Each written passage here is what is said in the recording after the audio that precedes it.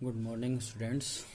Last class में हमने देखा था कि टेट्राहेड्रल का हमने स्प्लिटिंग किया था और साथ ही साथ उसके पहले क्लास में हमने ऑक्टाहेड्रल का स्प्लिटिंग देखा था। तो हम लोगों ने देख लिया है कि स्प्लिटिंग किस हिसाब से हो रही थी और उसमें फिर स्ट्रॉन्ग फील्ड लिगेंड और वीक फील्ड लिगेंड का क्या रोल था। एक मैं जल्दी से याद दिला देता हूँ कि स्ट्रॉन्ग फील्ड लिगेंड रहता था तो एनर्जी गैप ज़्यादा होती थी और एनर्जी गैप ज़्यादा होने की वजह से पहले पेयरिंग होता था नीचे का ऑर्बिटल जो कम एनर्जी का ऑर्बिटल से था, तब जाके इलेक्ट्रॉन ऊपर जाता था। जबकि वीक फील्ड लिगेंड में ऐसा नहीं था। वीक फील्ड लिगेंड में स्प्लिटिंग होती थी लेकिन एनर्जी गैप उतना ज़्यादा नहीं होता था। इस वजह से इलेक्ट्रॉन पहले सिंगल सिंगल हुंस का रूल अगर आपको याद आ रहा हो तो हुंस के रूल के हिसाब से पहले इलेक्ट्रॉन भरेगा, पहले हर ऑर्बिटल में एक एक सिंगल सिंगल, उसके बाद फिर पेयरिंग होगी। लेकिन स्ट्रॉन्ग फील्ड लिगेंड में ऐसा नहीं था, वहाँ हुंस रूल फॉलो नहीं होता था। रीजन सिर्फ ये है कि वहाँ रिपल्सन ज़्यादा होता था इसलिए गैप ज़्यादा हो जाता था। ठीक, तो ये सारी चीज़ें हमने देख लिया था। अब इस पर क्वेश्चन हमें कैसे करना है कि कैसे हमें CFSE कैलकुलेट करना है। तो CFSE अगर आपको कैलकुलेट करना है तो आपको टेट्राहेड्रल और ऑक्टाहेड्रल ये सब ध्यान में रखना होगा। Strong field ligand, weak field ligand आपको ध्यान में रखना होगा, तभी हम क्या कर सकते हैं CFSE कैलकुलेट सकते हैं। जैसे हम एक क्वेश्चन लगाते हैं या CFSE कैलकुलेट करते हैं। जैसे मान लो हमने ले लिया K4 FeCN6। ध्यान रखना CFSE जो है टेट्राहेड्रल और ऑक्टाहेड्रल के लिए ही वैलिड है, इसके अलावा आप नहीं निकालोगे। ठीक है, सिर्फ टेट्राहेड्रल और ऑक्टाहेड्रल के लिए। तो सबसे पहले अब आपको यहाँ पहचानना होगा कि ये टेट्राहेड्रल है कि ऑक्टाहेड्रल है। तो आपको दिख रहा है 6 है, 6 का मतलब ऑक्टाहेड्रल। उसके बाद आपको हमें जियोमेट्री पता चल गया कि जियोमेट्री क्या है, ऑक्टाहेड्रल। और वैसे भी आपको अगर ऐसे देख के नहीं पता चल रहा है तो आप क्या करो, इसका हाइब्रिडेशन निकालो VBT मॉडल से, और वहाँ से निकालोगे तो हाइब्रिडेशन भी आपको क्या देगा, ऑक्टाहेड्रल देगा। चाहे वो sp3d2 हो या d2sp3, दोनों केस के लिए ऑक्टाहेड्रल ही होगा। ठीक है, तो चाहे ऑक्टाहेड्रल हो, dsp2 हो या फिर d2sp3 हो, तो दोनों केस में आपका हाइब्रिडेशन सेम होगा, ऑक्टाहेड्रल। ठीक है, अब इसको कैलकुलेट करते हैं। तो जियोमेट्री पता चल गया। अब हमको CN हमें पता है कि CN क्या है, SFL है, मतलब स्ट्रॉन्ग फील्ड लिगेंड है। ठीक, अब ऑक्टाहेड्रल है, स्ट्रॉन्ग फील्ड लिगेंड है। ठीक है, तो अब इसका हमको क्या करना होगा, पहले कन्फिगरेशन करो तभी तो पता चलेगा कि d ऑर्बिटल में कितने इलेक्ट्रॉन है।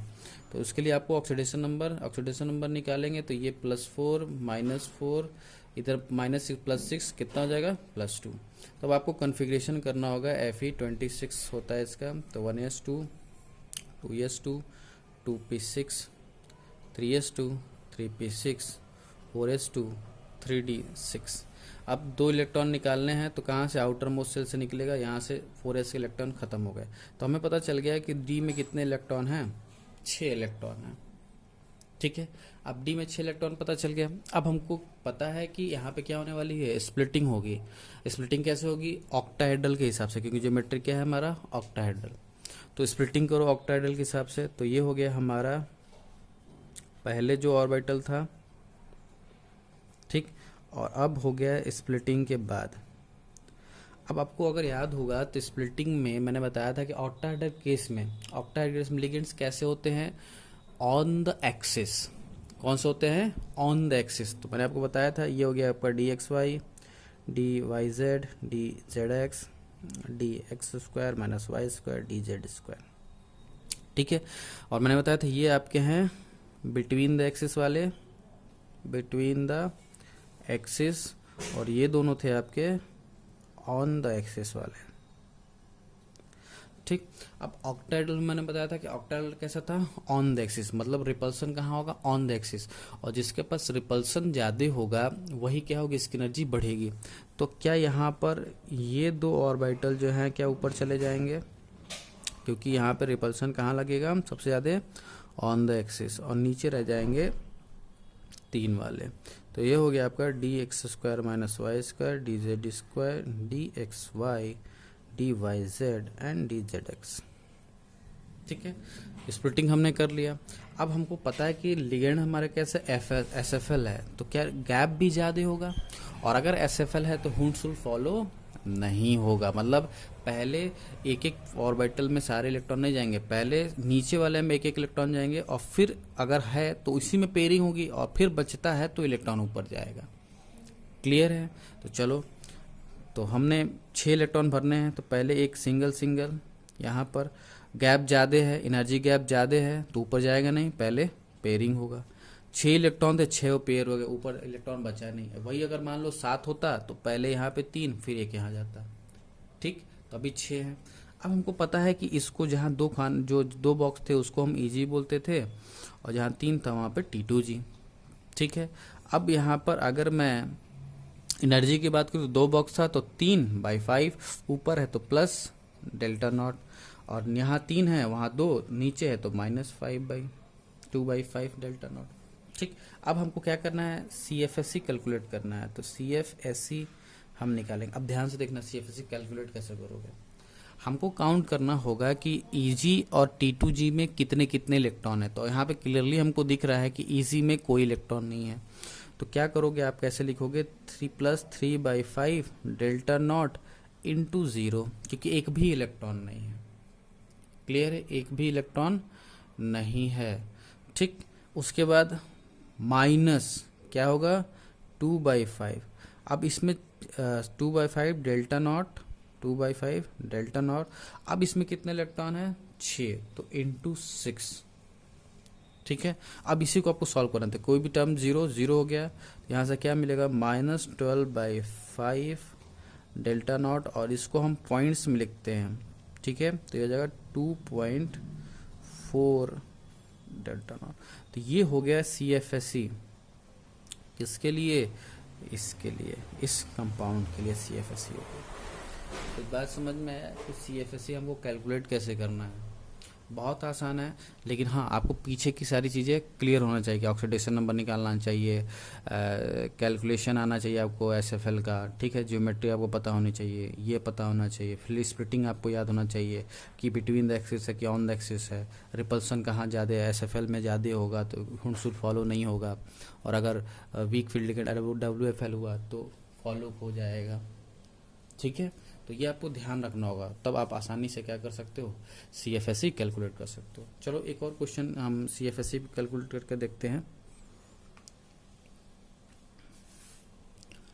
जैसे मान लो हमने लिया, कोबाल्ट वाला ले लेते हैं, NH3 6, और ये ले लेते हैं, ठीक है। अब हमको यहाँ पर क्या करना है, इसका कोई वीक फील्ड लेते हैं, थोड़ा एक वीक फील्ड का हो जाए, तो इसको हटा के मैं यहाँ पे H2O कर दे रहा हूँ। H2O हमारा क्या हो गया, वीक हो गया। एक स्ट्रॉन्ग हमने देखा, तो अब एक वीक फील्ड लिगेंड के लिए देख लेते हैं। तो ये अब हो गया WFL, ठीक है। और अगर निकालोगे आप तो 6 है, तो ऑक्टा जियोमेट्री अभी भी क्या रहेगी, ऑक्टाहेड्रल, और +3 इसका ऑक्सीडेशन नंबर निकालोगे, इसका 0 -3 तो +3 इसके ऊपर आएगा, ठीक है। अब वही कन्फिगरेशन करोगे, कोबाल्ट 26 होता है तो 26 कह रहा हूँ, 27 होता है, इसका कॉन्फ़िगरेशन करो, 2s2 2p6 3s2 3p6 4s2 3d7, तो 3 इलेक्ट्रॉन, एक यहाँ से एक यहाँ से, तो D में अगेन कितने आ रहे हैं, 6 इलेक्ट्रॉन आ रहे हैं, ठीक है। चलो 6 इलेक्ट्रॉन आए, तो अब फिर से आप करोगे, तो ऑक्टाहेड्रल है, स्प्लिटिंग होगा, कौन सा स्प्लिटिंग होगा, ऑन द एक्सिस वाला, तो कौन ऊपर जाएगा, 2 वाले जो ऑन द एक्सिस वाले 2 ऑर्बिटल ऊपर जाएंगे, और नीचे हो जाएगा आपके बिटवीन द एक्सिस वाले। तो ये हो गया dx² - y² dz² dxy dyz dzx, ये हो गया आपका dxy dyz dzx dx² - y², और ये हो गया dz², ठीक है। ये आपका नॉर्मल हो गया, एवरेज वाला, ये हो गया आपका T2G, ये हो गया EG, यहाँ +3/5 डेल्टा नॉट से एनर्जी बढ़ जाएगी, यहाँ 2y - 2y डेल्टा नॉट। ये जब 10 बार क्वेश्चन करोगे ना, तो अपने आप आपको याद हो जाएगा कहाँ कौन सा करना है।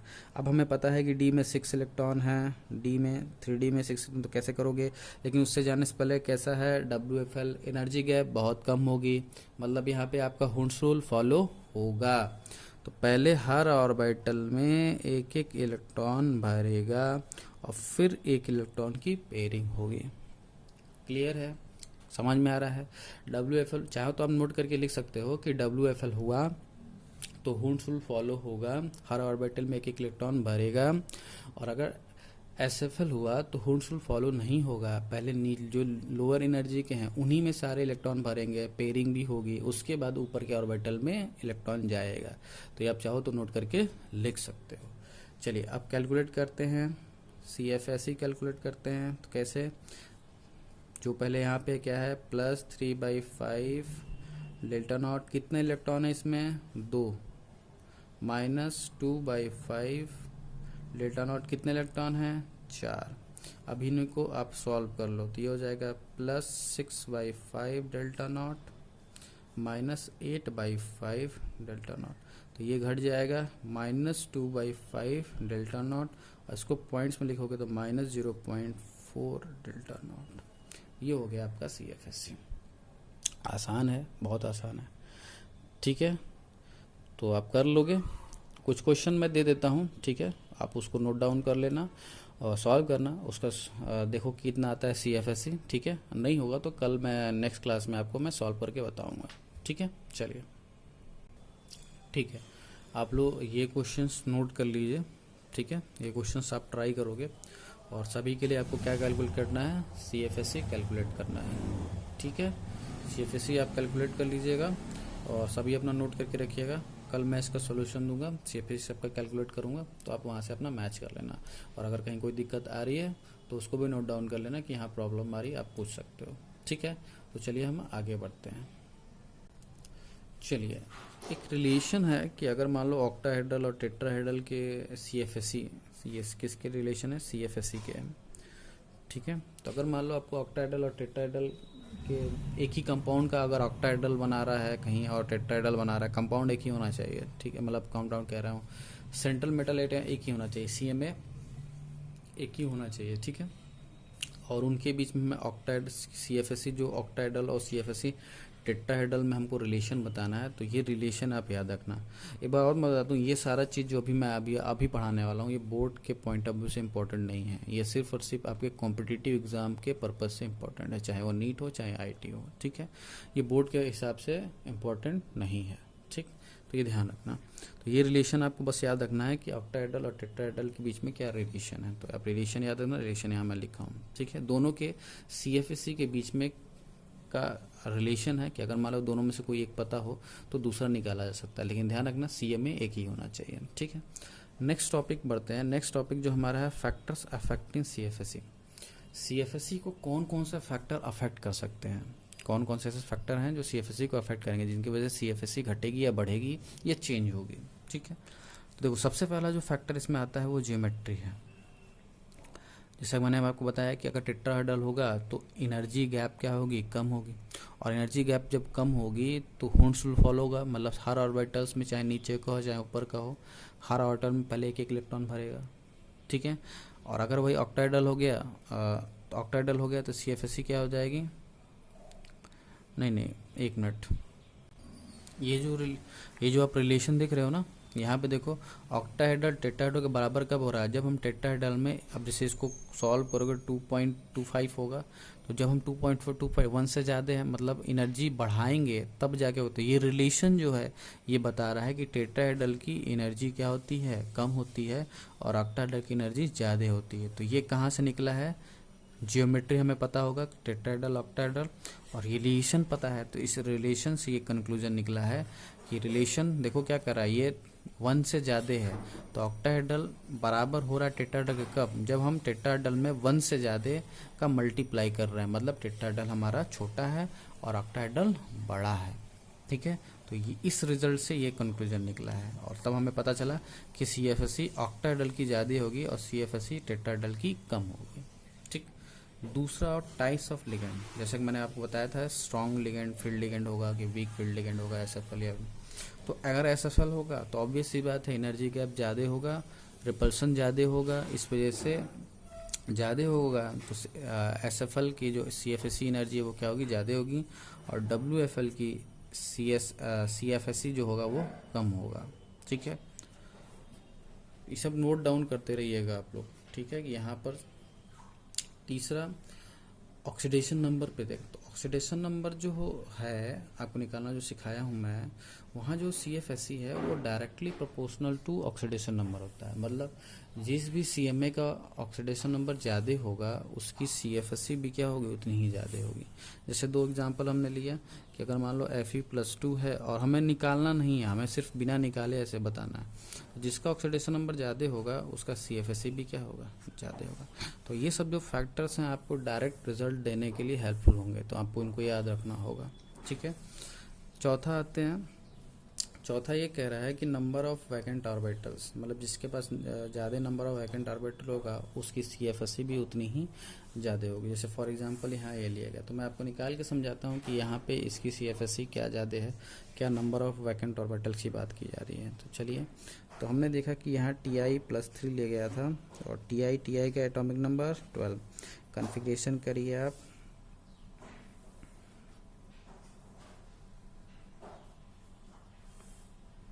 ठीक है। 3 इलेक्ट्रॉन निकालना है, एक यहाँ, 2 यहाँ से, एक यहाँ से, तो 3D 1 हो गया 1।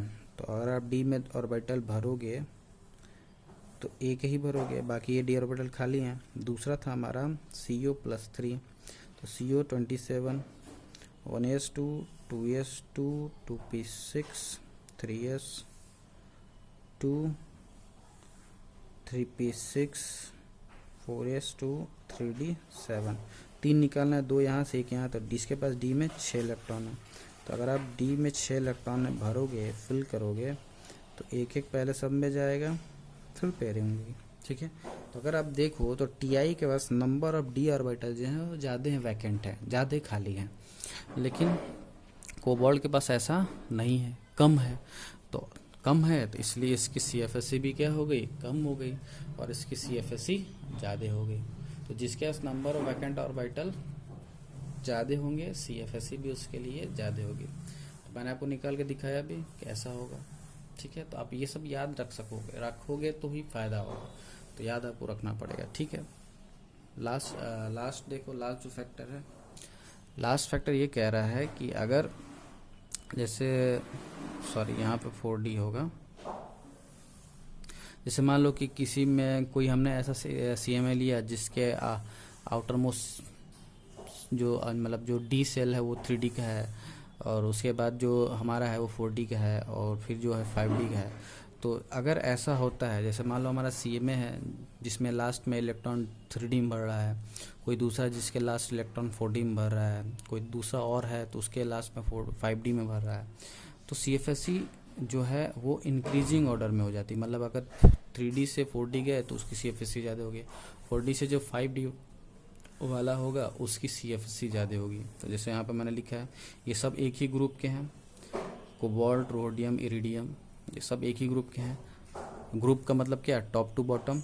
ये टॉप पे था, ये फिर नीचे धीरे धीरे आओगे बॉटम पे। तो जैसे टॉप टू बॉटम आओगे, जो D का ऑर्बिटल है वो बढ़ता जाएगा नंबर, 3D से 4D, 4D से 5D, ऐसे चले आओ, फिर 6D। ठीक है, ऐसे धीरे धीरे चले जाते हो। तो जैसे देखो, तो कोबाल्ट में जो आउटर मोस्ट सेल होगा, आउटर मोस्ट जो इलेक्ट्रॉन भर रहा होगा वो 3D में भर रहा है, इसमें 4D में भर रहा होगा, इसमें 5D में भर रहा होगा। तो अकॉर्डिंग टू दिस, तो सबसे ज़्यादा CFSE 5D की, उससे कम 4D की, और सबसे कम 3D की।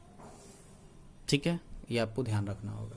तो ये सारे फैक्टर्स हैं जो CFSE को क्या करते हैं, अफेक्ट करते हैं। अब जैसे इन पे कुछ क्वेश्चंस आते हैं, जैसे ये जो आप देख रहे हो, फैक्टर्स देख रहे हो, इन फैक्टर्स पे क्वेश्चन आते हैं। ठीक है, तो कैसे क्वेश्चन आते हैं, देखो क्वेश्चन। तो यहाँ हमको दिख रहा है कि सारे सब कुछ इधर का लिगेंड्स क्या है, सेम है, ऑक्सीडेशन नंबर सेम है, सब कुछ सेम है। तो चेंज क्या है, सिर्फ CMA, सभी एक ही ग्रुप के हैं। तो जिसके जब मतलब 5D में अगर जो भरेगा इलेक्ट्रॉन उसकी CFSE ज़्यादा है, 4D की थोड़ी कम, 3D की ज़्यादा। तो यहाँ पर आपको दिख रहा है कि अगर इनको अरेंज करना हो तो फिर ये इरिडियम 5D वाला है, रोडियम 4D वाला है, और कोबाल्ट आपका 3D वाला है।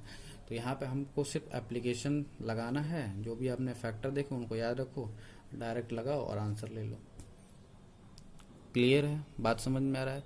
तो आपको ये तभी आप लगा पाओगे, ये सारी चीज़ें तभी लगा पाओगे जब ये चीज़ें आप याद रखोगे। तो ये बहुत इंपॉर्टेंट है, आपको याद रखना होगा, क्योंकि ये कॉम्पिटिटिव एग्जाम में पूछा, डायरेक्ट ऐसे क्वेश्चन आ जाएगा डायरेक्ट। तो और ज़्यादा इसमें मेहनत भी नहीं करना, सिर्फ अगर आपको पॉइंट याद है तो तुरंत आंसर आएगा, कुछ भी सॉल्व करने की ज़रूरत नहीं पड़ेगी।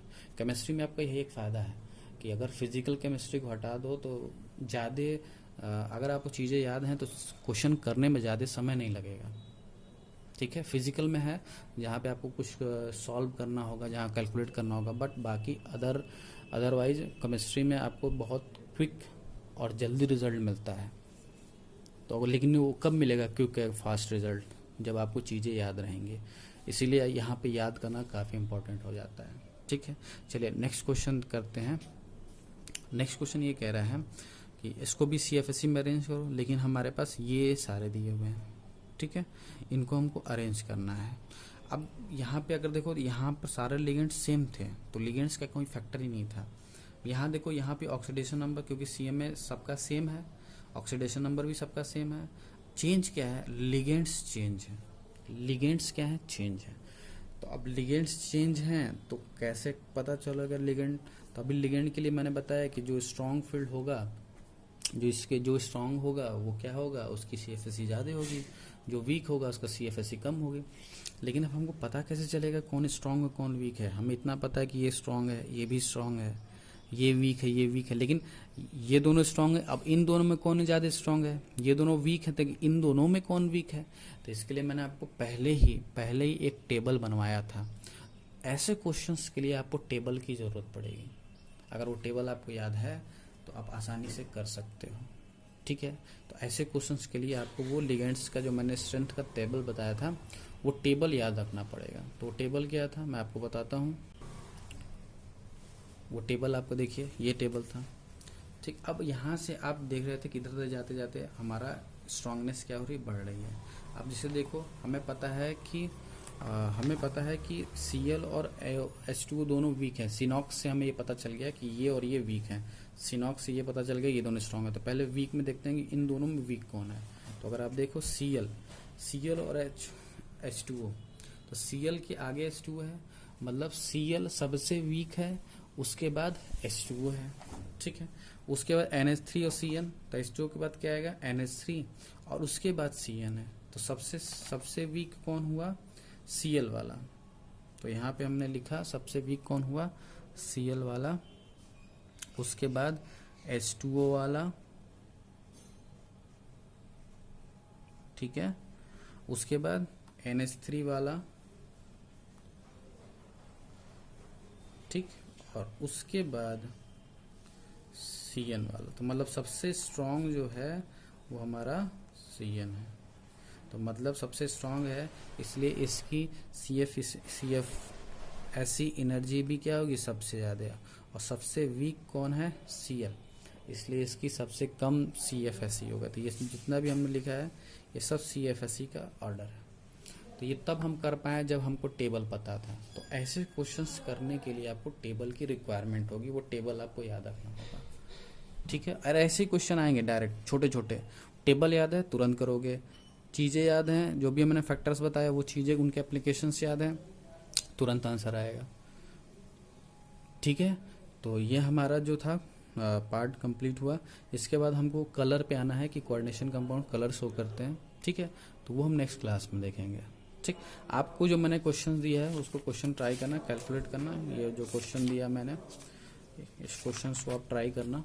ठीक है, बाकी का मैं नेक्स्ट क्लास में इसका सोल्यूशन दूंगा और फिर हम कलर के बारे में पढ़ेंगे। ठीक है, तो आज के लिए इतना ही। Thank you.